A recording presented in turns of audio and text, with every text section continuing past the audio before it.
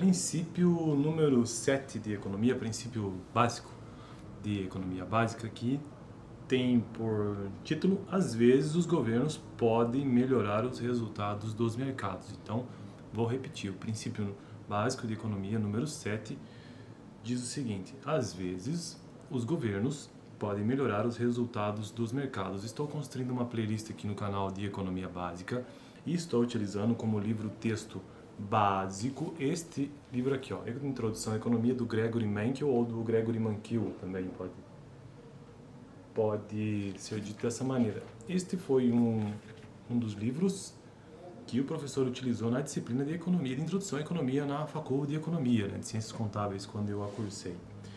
Então vamos lá. São 10 princípios de economia, de acordo com esse autor. Ainda estamos no capítulo 1. Na verdade, estamos em capítulos mais adiante, mas eu resolvi retornar nesses princípios porque acho eles fundamentais. Sempre bom revê-los. E esse autor divide os princípios, os 10 princípios de economia, em alguns grupos, em 3 grandes grupos. Então, são princípios que buscam explicar alguns fenômenos econômicos. Os primeiros princípios, ou seja, o princípio do trade-off, de custo de oportunidade. As pessoas racionais pensam na margem e as pessoas reagem a incentivos, são princípios que tentam explicar como as pessoas tomam decisões, então é mais focado no nível individual. Já o princípio 5, sobre o comércio pode ser bom para todos. O princípio 6, os mercados são geralmente uma boa maneira de organizar a atividade econômica. E o princípio 7 do vídeo de hoje, às vezes os governos podem melhorar os resultados de mercados, são aqueles que tentam explicar como as pessoas interagem. Então é um viés um pouco mais social. Vamos ao texto então. Se, abre aspas, a mão invisível do mercado é grande, por que nós precisamos de governo? Essa é uma interrogação que ele coloca. No vídeo passado eu tinha tratei sobre os mercados são geralmente uma boa maneira de organizar a atividade econômica, e lá nós tratamos sobre o conceito de economia de mercado, que basicamente significa que uma economia é uma economia que aloca recursos por meio das decisões descentralizadas de milhões de famílias e também de muitas e muitas empresas, quando estas interagem no mercado de bens e serviços. E aí trouxe o conceito do que seja, entre aspas, mão invisível do mercado, que é apenas uma força de expressão, uma expressão para mostrar como que ocorre este fenômeno de mercado onde existem muitos envolvidos. Mas não quero entrar em detalhes, eu vou deixar lá no final, no vídeo anterior eu já tratei sobre isso. Então vamos continuar o texto então de hoje. Se a mão invisível do mercado é grande, por que nós precisamos de um governo? Essa é a pergunta. Um dos objetivos do estudo de economia é refinar nossa visão sobre o papel e os objetivos adequados das políticas governamentais. Um dos motivos por que precisamos do governo, e aqui nós temos que prestar bastante atenção, é que a, abre aspas, mão invisível, fecha aspas, poderá fazer maravilhas apenas se o governo garantir o cumprimento das regras e mantiver as instituições principais da economia. Então, a primeira função aqui do governo numa economia de mercado é que ele garanta, ou que ele suporte, ou, na verdade, o verbo é garantir mesmo, consiga garantir as regras e manter as principais instituições da economia. Mais importante, as economias de mercado precisam das instituições para garantir, em primeiro lugar, o direito de propriedade. Então aqui surge a primeira função do governo na economia: garantir o direito de propriedade. De modo que os indivíduos tenham condições de possuir e controlar os seus recursos, que são escassos. Então, veja que em uma economia onde não há garantia de que você possa controlar o que é seu, seja de qual nível isso faça parte, então uma economia de mercado tende a não funcionar, ou seja, ela não dará certo. Então é preciso, em primeiro lugar, que o Estado garanta o direito de propriedade, de modo que os indivíduos tenham condições de possuir e controlar seus recursos escassos. É só você se colocar no lugar, você quer consumir algo, quer ter algo, mas não pode ter isso, ou não pode manter sob seu controle. Dificilmente você vai ter interesse por aquele bem, né? Os fazendeiros não cultivarão alimentos se acharem que suas colheitas serão roubadas. Olha só que exemplo interessante. Os restaurantes só servirão refeições se tiverem a garantia de que os clientes pagarão antes de irem embora.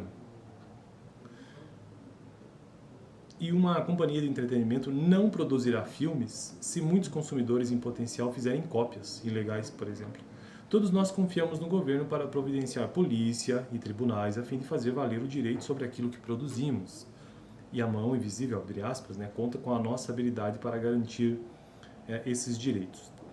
Então, o primeiro conceito-chave aqui do princípio de hoje, sobre às vezes os governos podem melhorar os resultados de mercado, tem a ver com a garantia de que o governo vai garantir a instituição do direito de propriedade, que é a habilidade de um indivíduo para possuir e exercer controle sobre recursos escassos.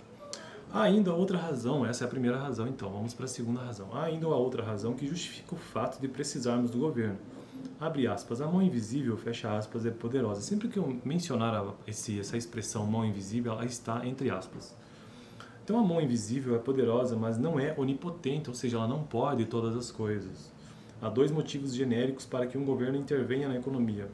Primeiro, promover a eficiência e promover a igualdade. Então o governo ele também tem esta razão para existir numa economia de mercado. Além de garantir a propriedade, ele também precisa promover a eficiência econômica, neste caso, e promover a igualdade econômica. Ou seja, a maioria das políticas visa aumentar o bolo econômico e mudar a forma como ele é dividido. Então, imagine a economia como um grande bolo. O governo ele precisa aumentar a eficiência disso tudo, sabe, para que ele aumente, e aumentar o bolo econômico de modo geral. E também isso tem a ver então com a eficiência econômica. E promover a igualdade por parte do governo significa que ele precisa mudar a forma como este bolo econômico ele é dividido. Isso tem a ver então com promover a igualdade. Então, primeira razão que justifica o governo estar numa economia de mercado é garantir o direito de propriedade. Segundo, promover a eficiência econômica e promover a igualdade também econômica. Consideremos primeiro o objetivo da eficiência. Agora vamos entrar então no detalhamento da eficiência econômica e da igualdade econômica. Consideremos primeiro o objetivo da eficiência. Embora a mão invisível leve os mercados a alocar os recursos de forma eficiente, o mercado já faz isso para maximizar o tamanho do bolo econômico, isso nem sempre acontece. Os economistas usam a expressão falha de mercado para se referirem a uma situação em que o mercado por si só não consegue produzir uma alocação eficiente de recursos. Como veremos, uma possível causa de falha de mercado é a externalidade, que é o impacto das ações de uma pessoa sobre o bem-estar dos que estão próximos. Então, a externalidade é tudo aquilo que uma ação que uma pessoa toma e o quanto que isso impacta em outra pessoa. E eles estão nos dizendo aqui que uma possível causa para essas falhas de mercado que os economistas apontam são as externalidades. Por exemplo, um exemplo clássico de uma externalidade é a poluição. Outra causa possível de uma falha de mercado pode ser também o poder de mercado, que se refere à capacidade de uma pessoa ou de um pequeno grupo de pessoas influenciar de forma indevida os preços de mercado. Se, por um exemplo, todas as pessoas de uma cidade precisarem de água, porém houver apenas um poço, o proprietário do poço não estará sujeito à forte competição por meio do qual a mão invisível costuma controlar os interesses particulares. Quando há externalidades ou poder de mercado, políticas públicas bem concebidas podem aumentar a eficiência econômica. Então, se deixar livremente apenas com uma economia de mercado, certamente as falhas de mercado surgirão e também as externalidades. E é neste momento que entra aqui a figura do governo também, para promover políticas públicas que consigam aumentar essa eficiência econômica, ou seja, reduzindo essas falhas de mercado e também as externalidades. Continuando, consideremos agora então o objetivo da igualdade no que se refere à existência do governo. Então até agora nós vimos então o objetivo da eficiência econômica, que tem a ver com as falhas de mercado e externalidade, e que o governo pode atenuar isso tudo. Agora vamos ao segundo objetivo da existência do governo, que é promover a igualdade. Mesmo que a mão invisível produza resultados eficientes, ela pode apresentar grandes disparidades no bem-estar econômico. Uma economia de mercado recompensa as pessoas de acordo com a capacidade delas de produzir coisas pelas quais outras pessoas estejam dispostas a pagar. O melhor jogador de basquete do mundo ganha mais do que o melhor jogador de xadrez, simplesmente porque as pessoas estão dispostas a pagar mais para assistir a uma partida de basquete do que para assistir um jogo de xadrez. A mão invisível não garante que todos tenham comida suficiente. Esse é o ponto. Roupas decentes e atendimento médico adequado. Essa desigualdade pode, dependendo da filosofia política, exigir a intervenção do governo. Na prática, muitas políticas públicas, como o imposto de renda e o sistema de seguridade social, têm por objetivo atingir uma distribuição mais igualitária do bem-estar econômico. Dizem que o governo pode, por vezes, melhorar os resultados. Uma conclusão, então, deste princípio de hoje, esse sétimo princípio. Dizer que o governo pode, por vezes, melhorar os resultados de mercado não significa que ele sempre o fará. Então, por isso que existe essa questão de que ele pode melhorar. A política pública não é feita por anjos, mas por um processo político que está longe de ser perfeito. Às vezes, as políticas são concebidas somente para recompensar os politicamente poderosos. Isso acontece muito, na verdade, e muito aqui no Brasil. Outras vezes, são feitas por líderes bem intencionados, porém mal informados.